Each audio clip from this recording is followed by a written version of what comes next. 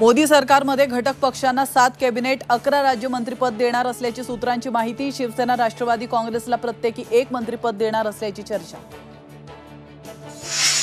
लोकसभेतील अपयशाची जबाबदारी माझी, फडणवीस पळणारा नाही लढणारा व्यक्ती। विधानसभेसाठी ताकदीने मैदानात उतरण्याचा फडणवीसांचा निर्धार। तर भाजपच्या बैठकीत फडणवीसांचं कार्यकर्त्यांना आवाहन।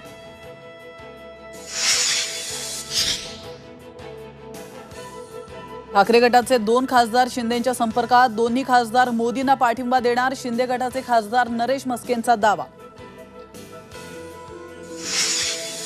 खासदारांचं मेरिट बघूनच मंत्रिपदाचा निर्णय घेणार। मुख्यमंत्री एकनाथ शिंदेंची झी24 तासला माहिती। तर श्रीकांत शिंदेंना केंद्रात मंत्री बनवावं, धैर्यशील मानेंची मागणी।